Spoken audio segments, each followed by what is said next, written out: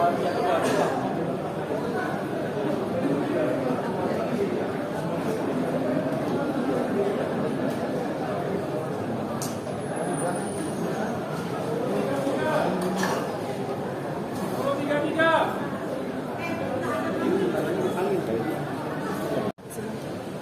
ini kita sidang untuk pembacaan jawaban. Jadi sidang berikutnya itu dilaksanakan besok untuk acara replik dari pihak kita pemohon selaku pemohon. Oke, agendanya berarti besok, Kamis dan Jumat atau apa, Bang? Besok itu acara replik dari pemohon, kemudian publik sore harinya. Kemungkinan hari Kamis itu baru pembuktian dari pihak kita selaku pemohon dari Reni Marcella. Lagi? Ya. Jadi hari ini Pak, ini kan kasus sudah 3 kali ya. Ingin saya tanyakan bahwa penyidik dari awal sebelum menata rencana nggak ada restoratif justice ketika tidak ada kerugian materi dari pihak pelapor ataupun dari pihak. Oke. Dari semenjak saya mendampingi Ibu Lady itu dari pihak kita memang nggak pernah mengajukan permohonan RJ. Karena menurut kita dari Ibu Lady sendiri itu beranggapan bahwa ya dari fakta-fakta yang sudah ada ini, dari fakta-fakta kita yang kemarin itu memang Bu Lady itu lebih sebagai korban justru, bukannya pelaku. Jadi menurut Bu Lady agak sedikit aneh kalau kita mengajukan RJ, karena prinsipnya memang kita akan menjalani semua proses ini. Dan menurut kita, kalau secara formil kita mengajukan permohonan untuk penangguhan atau pengalihan status penahanan sudah diajukan. Sampai hari kita ajukan permohonan pra-peradilan tidak ada tanggapan.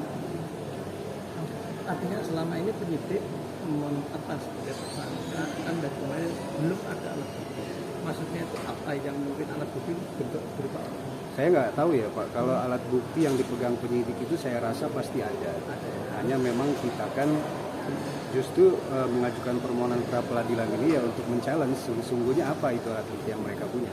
Karena dalam proses pemeriksaan terakhir sebagai tersangka itu bahkan dari penyidik itu tidak memberitahu apa tuduhan perbuatan apa yang dilakukan oleh klien saya, klien kami ini. Hanya ditetapkan sebagai tersangka, tapi tidak dijelaskan perbuatannya yang mana yang dianggap sebagai perbuatan pidana. Apalagi menunjukkan alat bukti itu tidak ada. Selain LM ada tersangka lain dalam? Tidak ada. Tidak. Oh, ini sesungguhnya adalah sambungan dari permasalahan tahun 2020. 2020 itu Lady Marcella itu sudah melaporkan seseorang yang namanya Reni Hari Masuk. Itu dilaporkan di Polda Metro Jaya juga. Hanya selisih beberapa bulan dengan laporan yang ini. Dan laporan Ibu Lady itu justru sudah bersidang dan Bu Lady sebagai korban sudah inkrah putusannya menyatakan bahwa yang melakukan penipuan itu adalah si Reni Hari Masuk itu. Justru itu adalah aneh. Kenapa? Karena di peristiwa ini di Ibu Lady sebagai tersangka itu peristiwa yang sama yang dilaporkan oleh Ibu Lady Marcella sebagai korban. Nah, terus pelapor itu yang cewek itu Ibu L itu sesungguhnya adalah partner bisnisnya, partner bisnis Ibu Lady. Kemudian ada kejadian bansos, mereka dua-duanya ngajukan laporan polisi.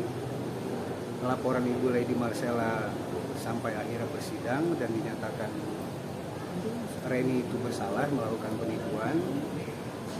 Laporan Ibu Lintang itu berhenti dari 2021 setelah laporan Ibu Lady Marcella menyatakan bahwa ada seseorang yang namanya Reni itu bersalah dan sudah inkrah. 2023 baru aktif lagi nih laporan.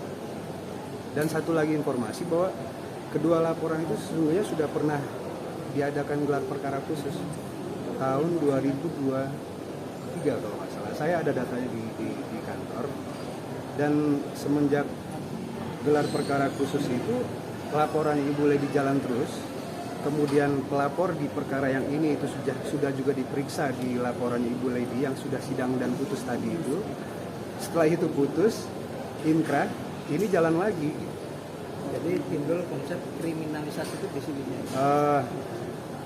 Dikoreksi, menurut saya kata-kata kriminalisasi itu kurang tepat sebenarnya. Lebih kepada dikriminalkan. Karena satu, menurut hemat kami ini adalah perkara perdata sesungguhnya. Terus kedua juga, di atas peristiwa itu, Bu Lady itu sesungguhnya adalah korban. Buktinya apa? Putusan pidana yang menyatakan bahwa Reni Harimasut di Jakarta Pusat itu bersalah. Tapi optimis ya Mas, ini Insya Allah, mudah-mudahan. Vonis hakim pihak sama.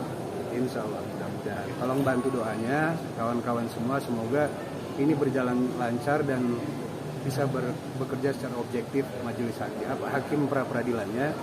Dengan Dan siapa? tolong dibantu dengan saya, ya harus. Dan? Harus sudah. Oke. Terima kasih Pak Yarsi. Terima kasih ya. Bang, saya lanjut lagi. Nanti di depan pintu pengadilan ya buat ngambil snapshot lagi.